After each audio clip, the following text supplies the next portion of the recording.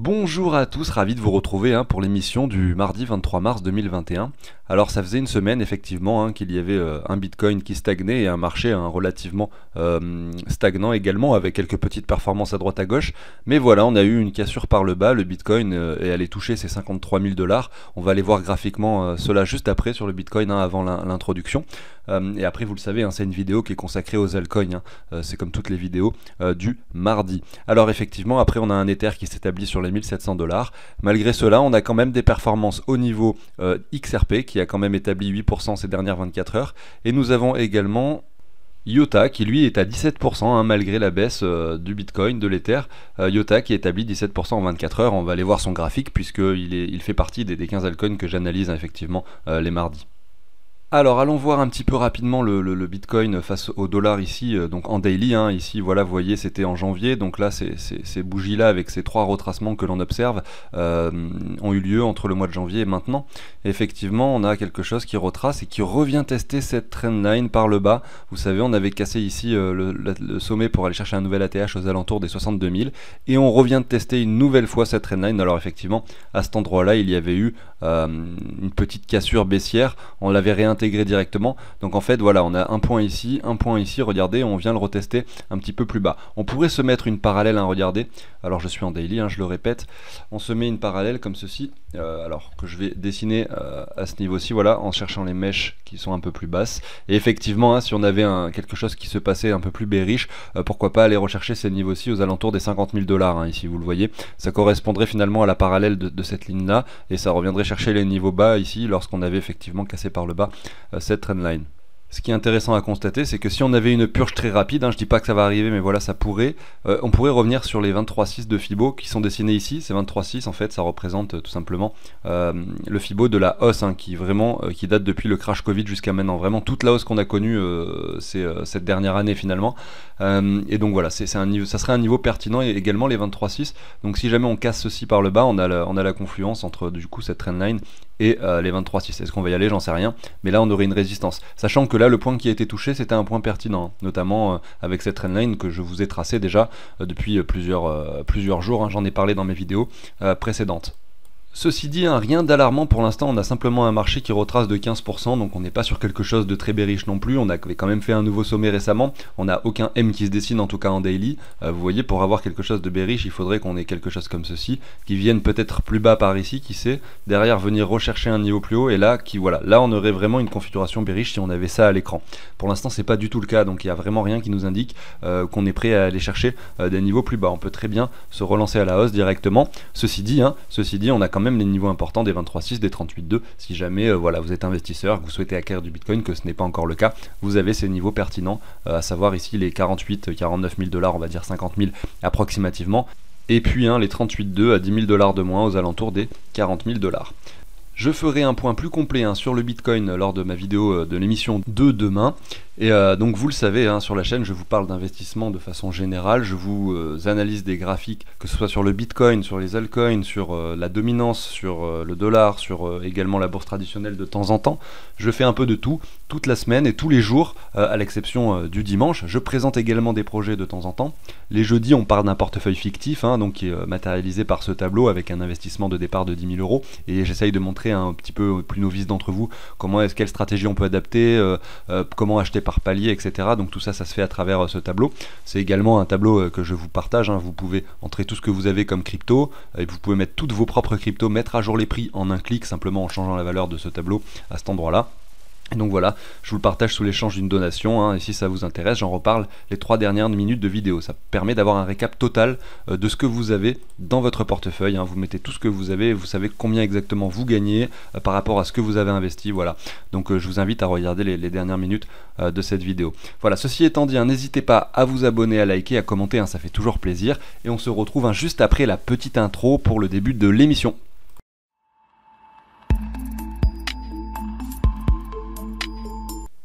Alors avant de débuter les analyses, je vous reparle rapidement du projet Tencent. Donc j'en avais fait une vidéo il y a quelques temps, mais c'est un projet qui se passe plutôt bien au niveau de la roadmap, tout va bien également. Ils ont bien donc récolté 5000 Ethers suite à la public sale dont je vous avais parlé la dernière fois. Pour ceux qui n'avaient pas vu cette vidéo sur ce projet donc, que j'avais présenté, je vous la mets ici en haut à droite, donc n'hésitez pas à y jeter un œil. J'explique vraiment ce qu'est le projet et comment ça marche. Mais pour vous résumer ça rapidement, donc ils ont un site internet, je vous mettrai le lien dans la description, et sur le white paper, ils expliquent ça au travers d'un petit schéma. Ils vont créer un token qui s'appelle le Tencent, il est déjà créé, moi j'en ai même dans mon portefeuille puisque j'ai participé à leur public sale, qui est désormais fermé, puisque comme je vous dis, ils ont récolté 5000 Ethers, mais je vous en parle encore aujourd'hui pour une raison précise, car vous allez pouvoir en acquérir quand même si vous n'avez pas eu l'occasion de participer à cette pré-sale. Mais je vous en reparle juste après.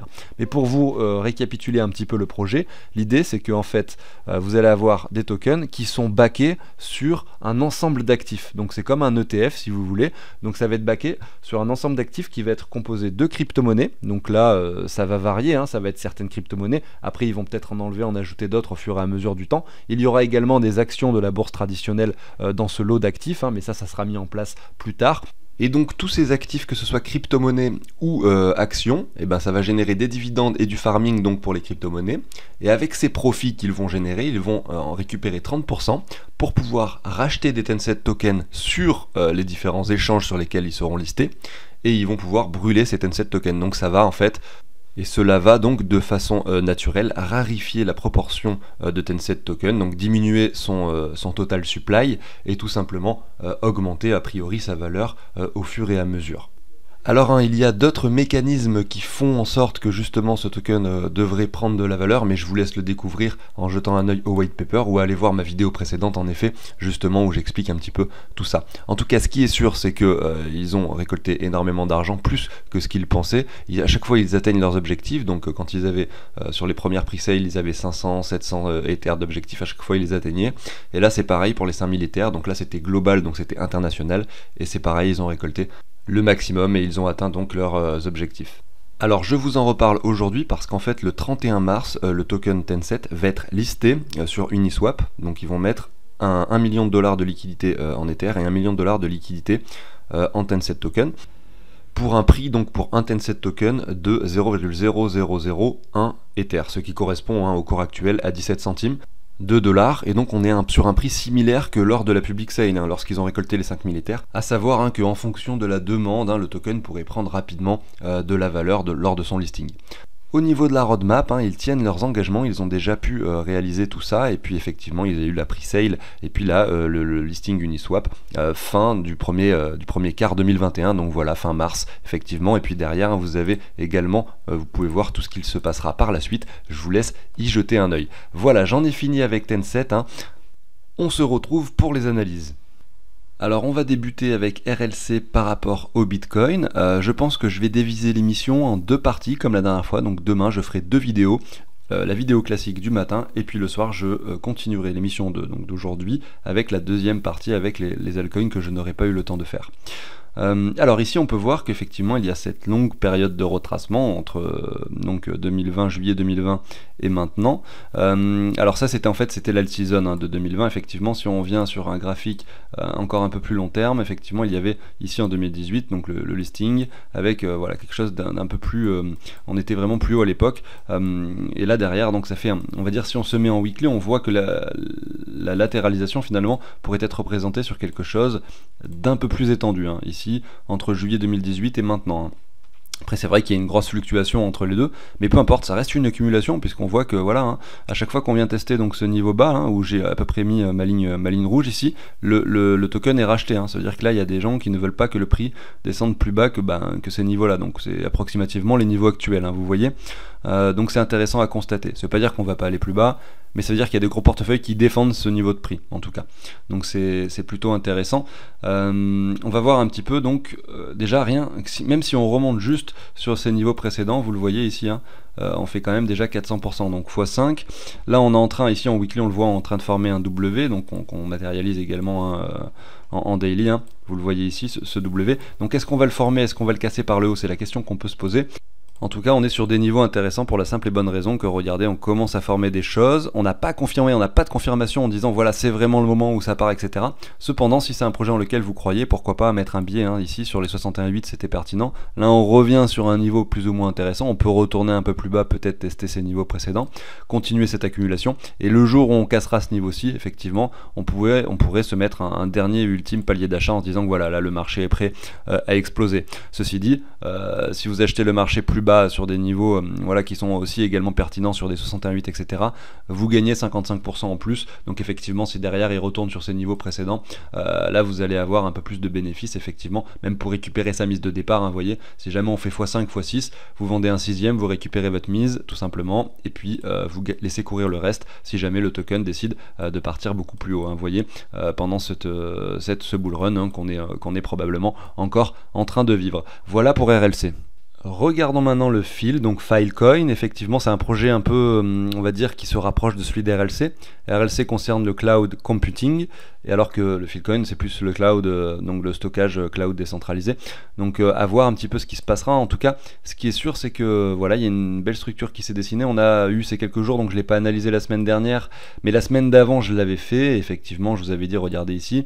On a on a cette zone de rechargement qui a été atteinte, etc. On était, je pense, chaque bougie représente une journée. Donc quand j'ai commencé à le faire il y a 2-3 semaines, on était par ici effectivement.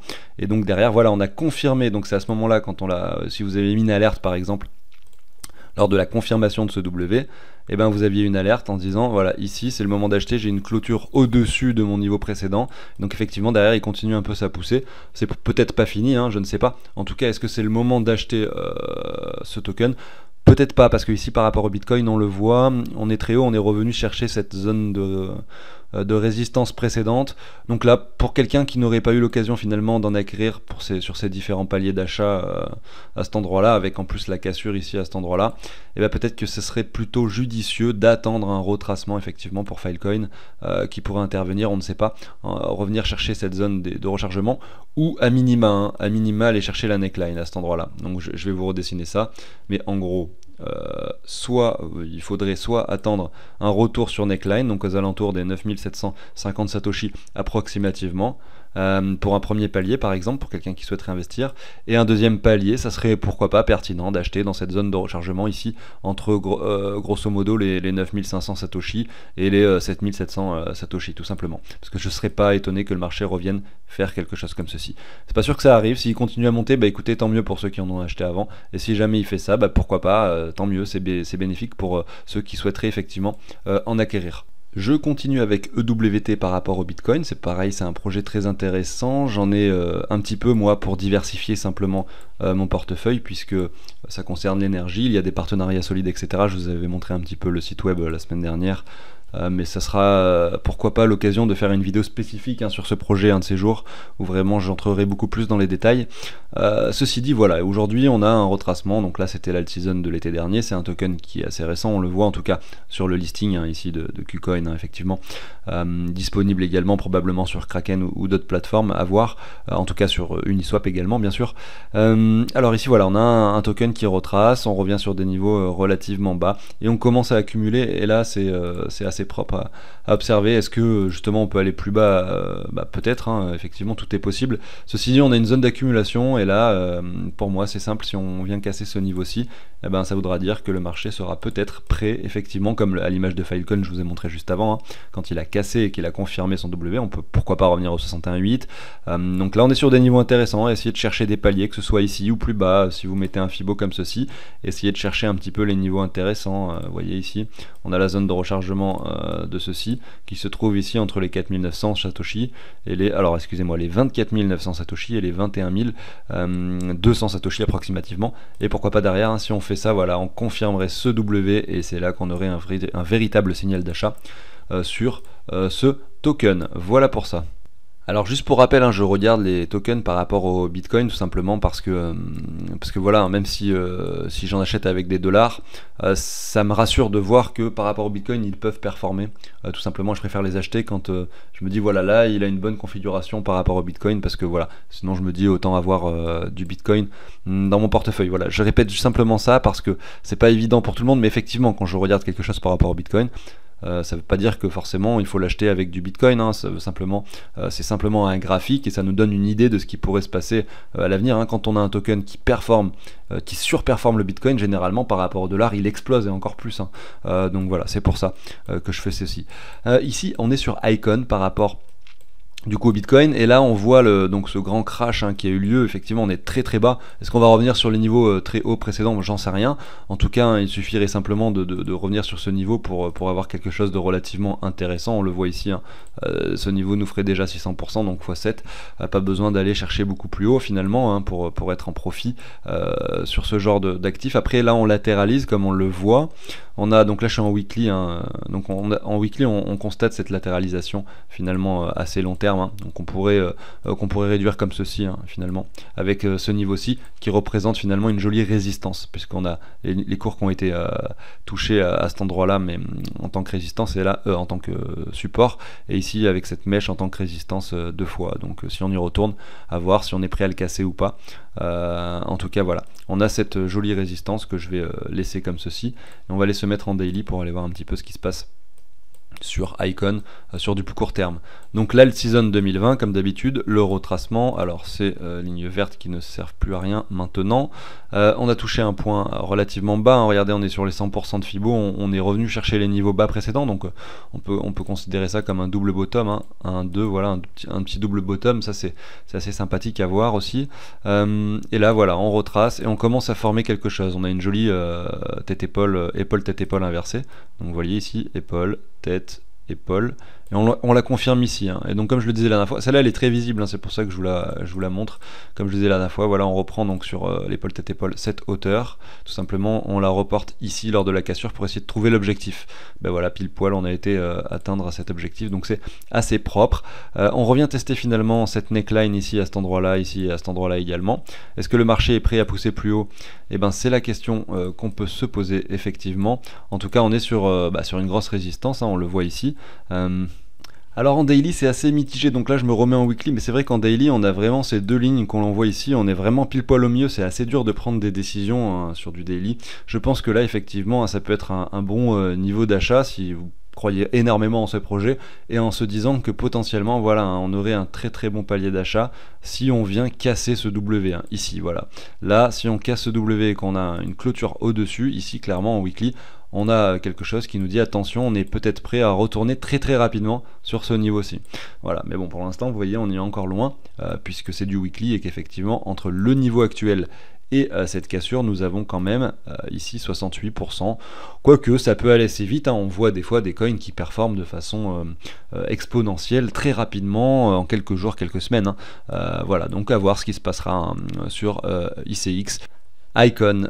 Donc on va aller voir maintenant IOTA, c'est bien parce qu'on en a parlé en début d'émission, on a vu qu'il a fait 17% en une journée, donc c'est intéressant à voir. Je vais retirer un petit peu tout ça.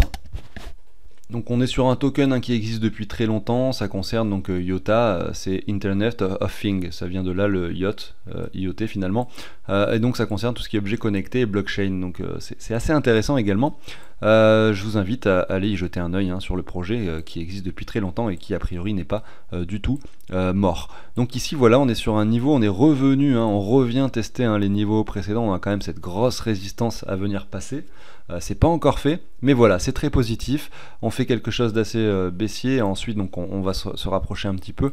On va comparer ça par rapport à l'alt season, voilà, de 2020 qui était ici. On retrace, ici on casse un peu on casse la trendline, on vient la longer à nouveau, et là on forme un W, c'est à cet endroit-là qu'on le confirme. Donc sur la chaîne, hein, j'ai dû vous dire probablement à cet endroit-là, voilà, on confirme le W, c'était un signal d'achat. On revient un peu plus haut, vous voyez, et là on forme à nouveau un W, on vient pas retester la neckline, hein, des fois ça arrive, qu'on ne revienne jamais la tester. Donc là vous voyez, on revient quand même chercher des niveaux un petit peu plus bas, je pense que ça doit représenter, à vue d'œil je dirais les 38,2 de Fibo, non c'est même quasiment les 0,5, mais les corps de chandelle effectivement au 38,2.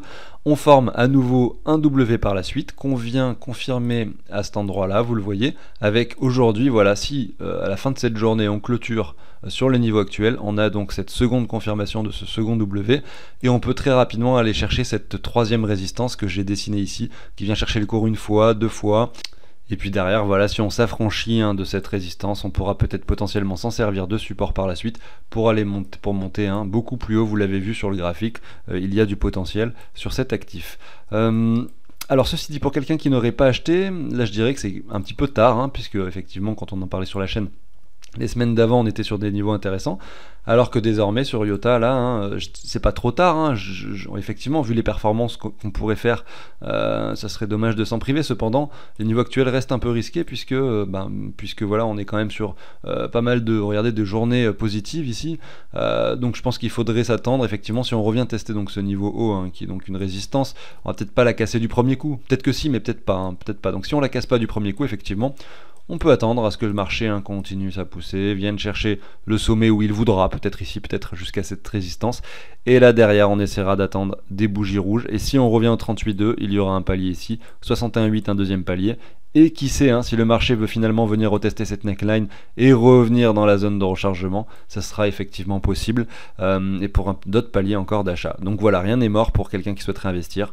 Après, on n'est jamais à l'abri qu'un actif prenne de la valeur directement et qu'on vienne casser là et que ça surprenne tout le monde et que personne n'ait le temps finalement de racheter plus bas, effectivement. Et voilà, c'est le jeu, et c'est pour ça qu'on essaye de regarder des graphiques de plusieurs actifs, et il ne faut pas, je pense, de mon point de vue, se focaliser sur un seul actif en se disant je veux absolument, parce que vous risquez de l'acheter au mauvais moment, en FOMO, parce que vous allez vous dire voilà, oui, ça a déjà monté, je voulais en acheter avant, finalement non, vous achetez au mauvais moment, après juste après ça fait voilà, vous achetez par exemple ici, et là juste après bim, zone de rechargement, là vous perdez, vous perdez pas parce que vous revendez pas forcément, mais vous êtes à moins 50%, donc niveau psychologie, c'est pas forcément évident de tenir en se disant voilà, mince, j'en ai acheté pour 1000 euros, finalement il m'en reste que 500, bon bah je fais quoi, je le garde, je le vends, bon bah je vais le garder, mais je sais pas ce qui va se passer, finalement vous le gardez, ça monte, bah tant mieux, mais voilà, c'est bête, vous auriez pu acheter ici aussi, donc avoir plus de gains et de pas avoir votre argent bloqué pendant toute cette période, aussi également en vous disant bah voilà, c'est de l'argent, j'aurais pu l'investir dans autre chose, et ça va, à la place de ça, je l'ai investi dans quelque chose qui a divisé sa valeur par deux, effectivement. Je continue avec le dernier token pour cette vidéo. Je ferai tout le reste, regardez, CHSB, SNX, Neo, Link, ADA, XTZ, OMG, IGLD, LTC. Tout ça, je le ferai demain dans la vidéo de demain soir. Ça sera la deuxième partie finalement de cette émission. Et donc on regarde un peu Zcash. Qu'est-ce qui se passe? Alors c'est un peu la même chose que Iota, et donc je sais plus ce que j'ai fait tout à l'heure, mais il y avait ICX également, qui sont des tokens qui existent depuis longtemps. C'est pareil, ici nous étions en 2018, donc il y a eu ce retracement, on latéralise également, on vient même chercher ici encore un plus bas, donc voilà, rien nous dit sur ce token qu'il est prêt à performer pour l'instant. En tout cas en weekly on le voit, on fait à chaque fois un plus bas, c'est-à-dire que là on est plus bas, on est plus bas, on est plus bas. Ceci dit, on voit quand même tout à fait cette parabole, donc on est peut-être en train de former quelque chose qui va s'aplatir avec le temps et nous faire quelque chose qui latéralisera pour qui sait performer par la suite. Ceci dit, si on se met à l'échelle de temps inférieure, donc en daily, et qu'on se trace une trendline comme celle-ci, on voit effectivement que l'on l'a cassé par le haut, qu'on est en train de former, donc on a même formé déjà un W qui est confirmé, on est revenu tester les 61,8, on a longé cette trendline, on a confirmé ce W, et on revient à nouveau tester des niveaux plus bas. Donc on est quand même, alors ça fait certes une latéralisation là en daily, où qu'on constate avec des journées qui sont toutes similaires, on dirait que ce token ne fait rien, et c'est le cas, mais en tout cas ce qui est sûr, c'est qu'on est sur les 61,8. Et voilà, il faudrait qu'on vienne s'affranchir, donc attendez, j'en vais en retirer un petit peu mes dessins, il faudrait que l'on vienne s'affranchir finalement de ce niveau par le haut, là pour vraiment confirmer quelque chose comme ceci, voilà, avec un vrai W confirmé, pour dans un premier temps venir rechercher ces niveaux précédents. Donc qui correspondent, par rapport au graphique que je vous montrais tout à l'heure, qui correspondent simplement à ce niveau-ci, vous voyez. Donc après, une fois qu'on sera ici, là, c'est là qu'un peu on va dire tout se jouera. Est-ce qu'on sera prêt à s'affranchir de ce niveau-là pour derrière aller rechercher des niveaux beaucoup plus hauts, ou est-ce que justement, est-ce qu'on va s'en servir de résistance peut-être pour redescendre un peu plus et nous faire un joli W très propre en weekly. Enfin bref, voilà, là je spécule sur du beaucoup plus long terme, mais déjà voilà, sur du court terme effectivement, on peut essayer en daily effectivement de jouer, si c'est un projet en lequel vous croyez et que c'est un projet qui vous intéresse, de jouer cette cassure pour pourquoi pas venir rechercher ces niveaux précédents. Ce qui nous ferait une hausse de 120% approximativement. Voilà, donc j'en ai fini pour aujourd'hui. Je vais maintenant vous reparler du tableau. Ceux que ça n'intéresse pas ou ceux qui connaissent déjà, n'hésitez pas à quitter. Pensez à vous abonner, à activer la petite cloche pour ne pas manquer les vidéos quotidiennes et je vous dis à très bientôt. Et pour les autres, on se retrouve du coup pour l'explication un petit peu plus précise du tableau ou du moins ce que vous obtiendrez si vous décidez de payer pour ce tableau. Vous allez avoir une vidéo tutoriel qui vous explique en détail comment le mettre en place, notamment comment venir récupérer les prix de vos crypto-monnaies, comment mettre toutes vos crypto-monnaies. Une fois que vous allez les mettre ici, elles vont s'afficher automatiquement ici sur le tableau de bord et sur les valeurs sur échange pour que vous puissiez rentrer tout ce que vous avez sur chaque échange. Et derrière, vous allez avoir des données, vous allez entrer tous les virements que vous avez fait sur les plateformes d'échange. Et derrière, vous allez avoir des données telles que le pourcentage que vous avez de chaque crypto, leur valeur en euros, leur valeur en dollars, et vous allez même pouvoir changer les euros par des francs suisses si vous êtes suisse. Et derrière, vos gains tout simplement avec le ROI et puis les petits camemberts qui expliquent la répartition de ce que vous avez. Voilà, donc vous avez le lien dans la description, n'hésitez pas à y jeter un œil si ça vous intéresse. Merci de m'avoir écouté, on se retrouve demain pour une nouvelle émission et je vous souhaite à tous une très très bonne journée. Salut tout le monde!